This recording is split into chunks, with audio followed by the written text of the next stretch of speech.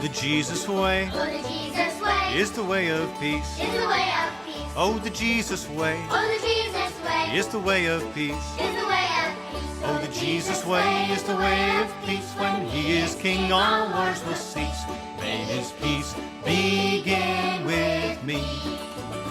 Gonna beat my sword Gonna beat my sword into a plow. into a plow. Gonna beat my sword Gonna beat my sword into a plow. into a plow. Gonna beat my sword into a plow. Christ is king in my life now. May his peace begin with The me. 2016 annual conference of the Church of the Brethren will be held in Greensboro, North Carolina, with Andy Murray presiding over the conference. 2 years ago, we ventured to Huntingdon, Pennsylvania, the home of Jubilee College, and the home of Andy and Terry Murray, which sits on a hill overlooking the college and the city of Huntingdon. We had a delightful time chatting with them, and you can see that program on youtube.com/brethrenvoices.org. Andy, what brings you back to Oregon, and what kind of experiences and feelings are you have being back in Oregon after such a long time? My feelings and experiences are basically tied up in my delight at revisiting a place where Terry and I spent 3 wonderful years. So it's nostalgic, it's exciting, it's rewarding to come back where we have so many friends, and where I really began an important part of the journey of my pastoral ministry at the Peace Church of the Brethren in Portland.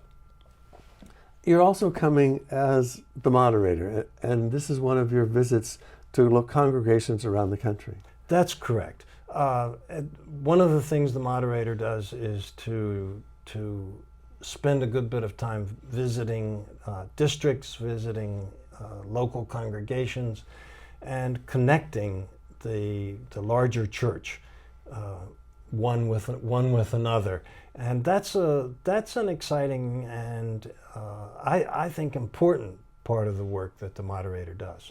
The moderator is actually the only person in the church who really does that year to year.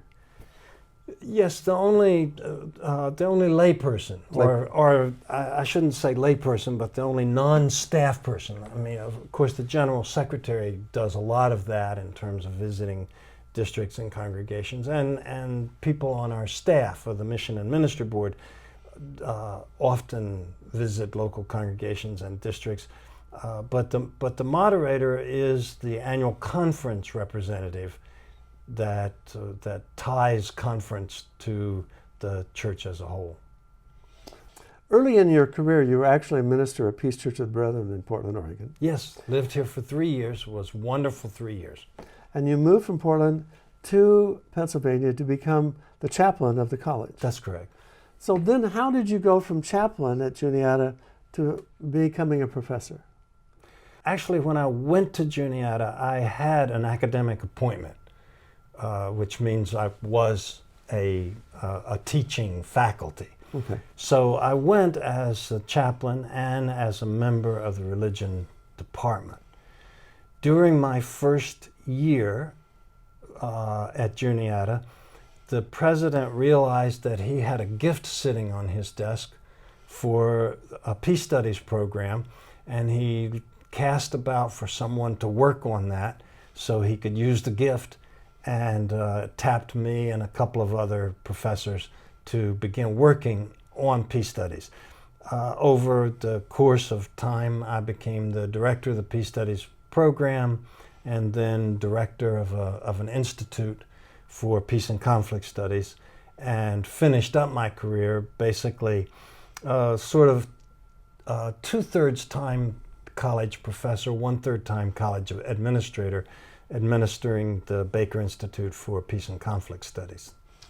So he had the money, but he had to have, to spend it, he had to have a program. Yes, And you helped develop the program. that's correct. And then were the director for many years. That's correct. Okay. And it wasn't a great deal of money. It was the first gift, I think, was $27,000, which in 1970 was not insignificant. Yeah. But when I left the program, we had an endowment of around $5 million for the institute. Tell us a little bit about peace studies and the Baker Institute. We approached peace studies as it's kind of a mouthful the way we said it, but we approached it as an interdisciplinary inquiry into war as a human problem and peace as a human potential. Essentially, what that meant was that we saw the work of the Institute as giving help to anyone in the teaching faculty who wanted to apply the resources of their discipline to helping us be more sophisticated about why human beings organize to kill each other. And our approach was that every discipline had something important to contribute. So we had courses where you would expect to find courses in political science, in religion and sociology, but we also had courses in anthropology and geology and biology and physics. We thought everybody could help us become a little bit better educated about the problem of war and the potential for peace in the human community. In that same realm, could students of sociology or chemistry take classes on peace studies? Oh, sure. Okay. Anyone could take our classes. Okay. And a lot of, at Juniata, we had what's called a program of emphasis, which means that students had a fairly major role in developing their course of study, or they could if Themselves. they wanted to. Yes. So they have some choice about how they're going to go about it. Exactly. And so, for example, we had students who would call their course of study psychology and peace studies, or physics and peace. Or so students would often combine one interest with an interest in peace and conflict studies. But even students who were just straight physics, had straight physics programs or science programs, often took peace and conflict studies courses. In the peace process, you actually got to visit other countries and work with the United Nations. Yes, I did. What kinds of things did you do, and where did you get to go? I did all of the work I did with the United Nations was in Mali. And I was part of a very interesting team that included people from the UN in New York, so from the Department of Political Affairs and from the Peacekeeping Office, which is in New York. It also included people from UNIDIR, which is a research group on arms control in Switzerland. And it also included people from the United Nations Development Program, which is basically French. I heard a story about after the Civil War was concluded, they did something with the weapons, and you know something about that. Yes, it was called the Flame of Peace, the Flamme de la Paix, and when the conflict ended, the Tuaregs, who are basically a nomadic desert people from northern Mali, they had been fighting the government, and when the conflict ended, they turned in their weapons. Probably between $1 and $2 million worth of those weapons. That was the value then. Now it would be $5 million worth of weapons. Were stored in an armory in Timbuktu. Is Timbuktu in Mali? Yes. Really? Yes. And it's a real place. I've been there a few times. Wow, wonderful. Most people think it is just a metaphor for remoteness. It's a mythology. Yes. Where's the most remote place you can think of? Yes. Timbuktu. But a wonderful, wonderful town. And these weapons were stored there, and no one knew what to do with them. The government said, "They're our weapons. We'll take them." since the conflict's over. And it was a poor government, and $5 million worth of weapons was an important thing for them. Yeah. The rebels said, we didn't turn them in just so our former enemies could have them. So a young UN operative, who was a friend of mine actually, said, let's burn them.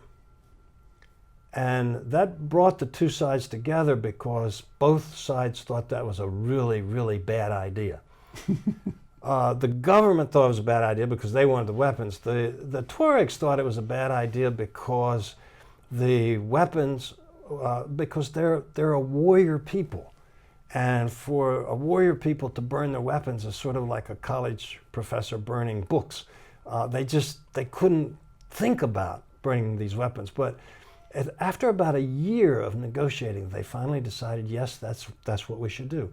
And so they piled them on this huge concrete thing that they built. It was probably 75 yards across. Wow. Square. It was a big thing. And this pile of weapons went up to 10, 12 feet. And they covered it with bales of straw and hay and about 600 gallons of diesel fuel and burned them up. Wow. That was the flame of peace. The flame of peace. And part of my work on the team that went there afterwards was to make that fire a part of the national culture of Mali. So we started the Day of the Flame of Peace. One of the latest publications of Brethren Press is this terrific children's book, The Seagoing Cowboy, which has just been released. The author is Peggy Rife Miller. She has been a guest on Brethren Voices. The Seagoing Cowboy is illustrated wonderfully by Claire Ewart. It's the incredible true story of the heroic work done to restore a sustainable livelihood to the survivors of World War II, following the destruction of Europe. It's the story of farm boys who were called Seagoing Cowboys because they accompanied herds of cattle and horses on ships to Europe to help replenish livestock that had been destroyed by war. Wendy shared about the making of this fine book. We have a new book coming out this month called The Seagoing Cowboy. That's been pretty exciting for us. That's for children. It's for children. Yeah. And we don't do children's books ages. very often, but we do them once in a while when it's a book that only Brethren Press could really do. Nobody else should be the ones publishing the book, The Seagoing Cowboy. Peggy Rife Miller is the writer. She's pretty much the world expert on seagoing cowboys. She's made that her passion. And we have beautiful illustrations by an illustrator in Fort Wayne named Claire Ewart. We sent a notice out recently to Seagoing Cowboys, the whole list of people that Peggy has access to, and we've been getting calls from them ordering the book. It's been a lot of fun for our customer service people because these Seagoing Cowboys, who are all older, and they tell their stories on the phone when they place their order. So that's pretty exciting, as it means that it's a really meaningful book that's telling some part of the Brethren story that we need to hear. The illustrations are truly special. And reading the story and looking at the pictures brought tears to my eyes as I thought of the millions that were affected by World War II and the millions who lost their lives, both combatants and civilians. Cowboys, really farm boys, and the Church of the Brethren helping people restore their lives and their future and hope. I know you're going to enjoy this book. The book can be ordered from brethrenpress.com or from seagoingcowboys.com, where you can also see our Brethren Voices program on Seagoing Cowboys. Check it out. Coincidentally, Andy, you wrote a song about Cowboy Dan. Yes. And I want to talk a little bit more about your music and some of your hobbies. Mm-hmm. But let's talk first about the Moderator a little bit more. You have been traveling. Do you have any idea how much you've been traveling as Moderator in the last many months? I don't. I will figure it out, because it's clearly a little bit more than John Klein did on horseback. But not a lot, and I think about, at least the historians tell us he did over 30,000 miles. On horseback? Yes. Oh my God. And I've done a little more than that, but in much more comfortable circumstances. Are you traveling almost every week somewhere? Yes. Wow. And you've been to some foreign countries as well. Yes, you and I went to South Sudan together. A very educational and an important trip for me, and I think for you as well. Where the Brethren have had a presence for 20, 30 years. Yes, exactly. And I spent some time in Haiti. So those were the two primary trips that I took abroad. What is your view of the church in foreign countries? We don't have a church, of course, in South Sudan. We have projects, and we've been very important in terms of doing educational and agricultural work. We have projects and we have partners. Right, we have projects and we have partners in South Sudan. The church in Haiti is very exciting. It's struggling, of course. It's always in need of resources, but growing in terms of its vitality.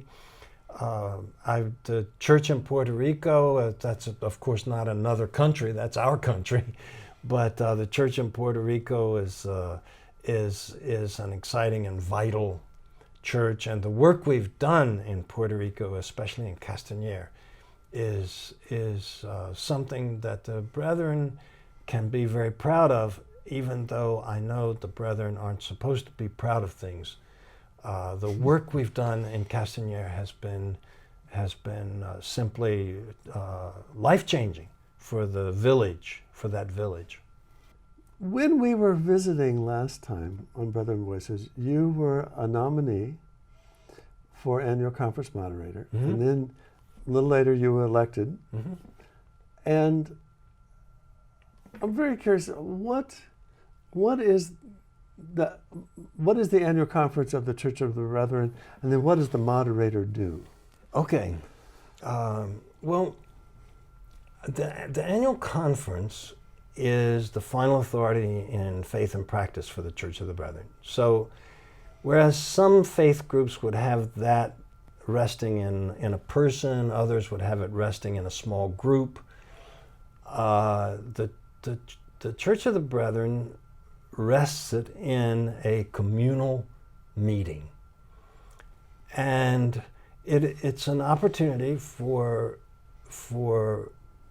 delegates from all of the churches in the United States and the other countries that are still a part of the U.S. Church to come together and discuss the matters of faith and practice that are important to the church, and to give guidance to the church through the voice of the conference.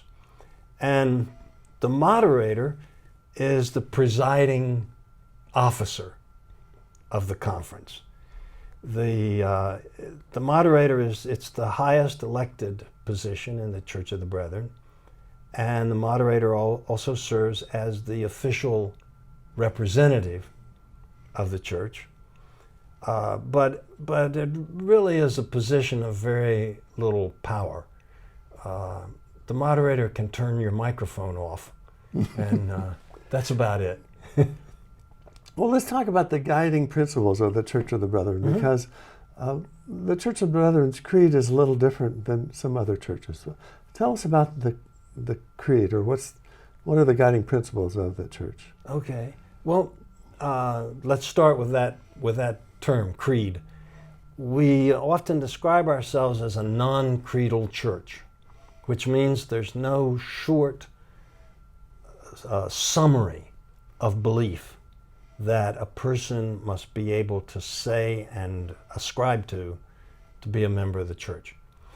On the other hand, it's a little misleading because we also say we have no creed but the New Testament. So in a sense, we are a creedal church. We just say it's the whole New Testament. And it is from the New Testament that we draw our guidance on faith and practice. To have that kind of a creed, following the life of Christ as an example, and to have an annual conference as your final authority, there's kind of assumes you have to trust your fellow men, you have to trust God, you have to trust yourself to be doing your best to work together in love and harmony. That's right. And yet sometimes when the church is diverse as the brethren, it's challenging to do that. It's very challenging. We have, there is a lot of cultural, economic diversity within the church, more so now. Originally, we were mostly German, mostly rural, primarily either farmers or in service or work. So the brethren always had a lot of teachers, a lot of doctors, very few investment bankers. Our culture at one time was a little bit more homogeneous than it is now. But we do still have this sort of the lingering culture of being a rural people of German descent. So what was it like when you were thinking about what does a moderator do, and now that you are the moderator? What's the difference? Yeah. Well, I can best say that my view of what I thought the moderator was as a person and how I feel are quite different. I can remember William Beam in front of thousands of people at annual conference, and to me, just, maybe 4 steps down from the Holy Spirit. I mean, a very godly person, very saintly. And I guess probably as a boy I thought it must feel like that to be moderator. And I have to tell you that when they come and say, oh, you were elected, you don't change at all. You don't feel like the Lord touched you? No, I mean, you feel touched in many ways, but you're pretty much still the very same person you were before you got the message. So that's a big difference. Otherwise, it's kind of what I expected. A lot of meetings, a lot of visiting, and we don't know what's going to happen at annual conference. One never knows. Sometimes they can be challenging, the conferences, but I fully expect to feel when I'm finished in July the way I feel now, that the opportunity to do this is just one of the most incredible and beautiful opportunities a person could have. And so I will always be grateful for it, no matter how things turn out in Greensboro, North Carolina. One of the things we're excited about at annual conference this year is that we're going to take an afternoon off, and it's going to be called Jubilee Afternoon. Normally, each afternoon we have a business session. We're going to take one afternoon and not have a business session. That was a tough decision for the officers to make because we have some very pressing business. But we'll spend an afternoon in equipping, having workshops for people and everything from making church budgets to doing church music. We'll be having special events, including the introduction of the Seagoing Cowboy book. We'll have a live heifer Really? in the conference building. We've got permission to do that.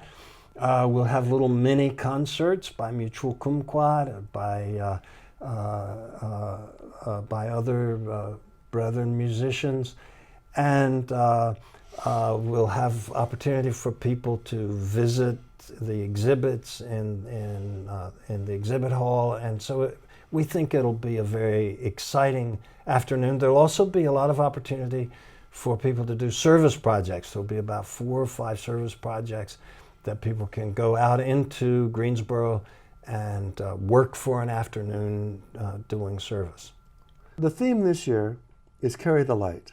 Yes. And I understand that the moderator picks the theme. I've been so taken in the past couple of years with the opening chapter of the Gospel of John, and that beautiful hymn that connects the presence of life and light from the beginning of creation, and how that came to focus in a particular historic person, Jesus of Nazareth, and so it was the nod to how important that concept is to me, but also a little bit of expediency.